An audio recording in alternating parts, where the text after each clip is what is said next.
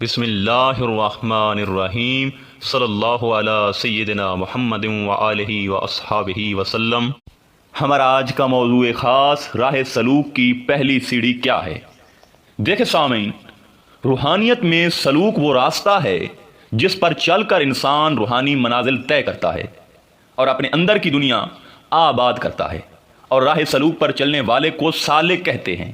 اور اس راستے پر چلنے والوں کی مثال ایسی ہے کہ جیسے کسی اونچے پہاڑ پر کوئی پھول کھلا ہو اور بہت ساری چیونٹیاں اس پھول تک پہنچنے کی کوشش کریں۔ اب کچھ تو پھول تک پہنچ جاتی ہیں اور کچھ چیونٹیاں راستے میں ہی دم توڑ دیتی ہیں۔ راہ سلوک میں بھی عین اسی طرح ہوتا ہے۔ راہ سلوک پر چلنے والوں کے لیے آزمائشیں، کٹھن راستے اور دشواریاں ہوتی ہیں، اور پھر کچھ اصول ہوتے ہیں، اور راہ سلوک کی سیڑھیاں ہوتی ہیں۔ اور مین پہلی سیڑھی ہوتی ہے، جو پہلی سیڑھی پر کامیابی سے سوار ہو جائے تو وہ باقی سیڑھیوں پر بھی سوار ہو جاتا ہے، اور جسے ان سیڑھیوں کے بارے علم نہ ہو، جانکاری نہ ہو، اس کی مثال انہی ناکام چیونٹیوں کی طرح ہے جو پھول تک نہیں پہنچ سکی۔ کیونکہ راہ سلوک کوئی حلوہ نہیں جسے مزے اور آسانی سے کھا لیا جائے۔ یہاں سالک کو مکمل طریقہ کار اور اصولوں کے ساتھ راہ سلوک کی آزمائشوں سے گزرنا پڑتا ہے، اور 40 مقام تک رسائی حاصل کرنی پڑتی ہے۔ وہ 40 مقامات کون سے ہیں؟ ادب و ذہب و سبب و طلب و عجب و عطب و طرب شرع نزا صفا صدق رفق اتق تصریح ترویع تمانی شہود وجود عد و قد و رد و امتداد اعتداد انفراد انقیاد مراد حضور ریاضت حیاتت افتقاد اصطلاح تدبر تخیر تفکر تصبر تنقص رعایت ہدایت اور بدایت۔ دیکھیں سامعین، اب جو طالب ارادہ راہ سلوک پر چلنے کا کرے اور راہ سلوک کی پہلی سیڑھی کا اسے پتہ نہ ہو، وہ ان 40 مقامات تک کیسے رسائی حاصل کرے گا اور کیسے مقام ولایت تک پہنچے گا؟ اور ایسا سالک جسے راہ سلوک کی پہلی سیڑھی کا علم ہو اور وہ اسے تھام لے، تو اس کا مطلب یہ ہوا کہ وہ درست سمت جا رہا ہے، وہ ایک دن منزل تک ضرور پہنچے گا۔ اور جو یہ 40 مقامات آپ کی خدمت میں پیش کیے ہیں، سالک پر شروع میں ان کی حقیقت نہیں کھلتی، اور اس کے اسرار و رموز سے وہ ناواقف ہوتا ہے، بلکہ شاید اس نے ان مقامات کے نام تک نہیں سنے ہوتے، مگر کچھ عرصہ بعد اسے غیبی طور پر ان مقامات کا علم اور سیر کروا دی جاتی ہے۔ دیکھیں سامعین، راہ سلوک کی جو پہلی سیڑھی ہے اسے ادب اور محاصرہ کہتے ہیں۔ اب پہلے ادب کی طرف آتے ہیں۔ دیکھیں سامعین، زیادہ لوگ ادب کو 3 حرف کا مجموعہ سمجھ کر آگے گزر جاتے ہیں۔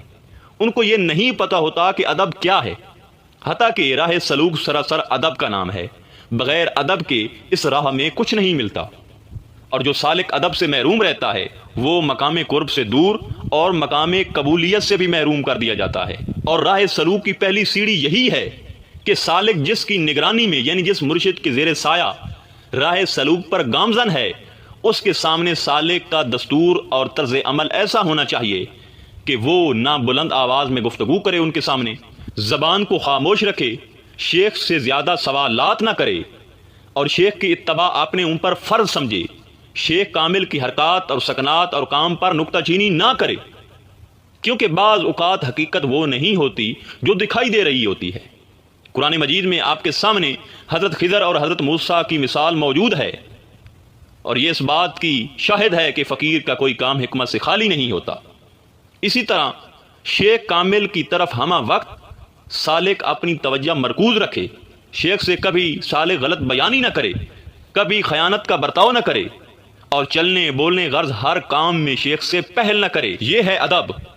کبھی اپنے شیخ کی طرف پاؤں پھیلا کر نہ بیٹھے، کبھی اپنی پشت نہ کرے، اور مرشد کامل کی موجودگی میں دوسری عبادات میں مشغول نہ ہو، بلکہ سالک تصور شیخ میں گم رہے، الغرض اپنے آپ کو مکمل طور پر اپنے شیخ کے سپرد کر دے، اور سالک رائی کے دانہ برابر بھی شیخ کامل پر شک نہ کرے، وگرنہ وہ اس راہ سلوک کی پہلی سیڑھی سے ہی گر جاتا ہے۔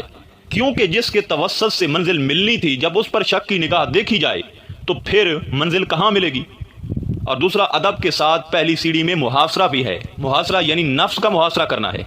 راہ سلوک میں سفر کے دوران نفس کو پیٹ بھر کر نہ کھلائیں، کیونکہ جب یہ پیٹ بھر کر کھا لیتا ہے تو یہ گدھے کی طرح اتراتا ہے، اور اس کے اندر سستی پیدا ہو جاتی ہے، جس سے یہ سفر میں رکاوٹ ڈالتا ہے۔ اس کے علاوہ زیادہ ہنسیں مت، کسی سے مذاق مت کریں، زیادہ وقت تنہائی میں گزاریں اور خاموشی اور صبر اختیار کریں، کیونکہ خاموشی سے منزل آسان ہوتی ہے۔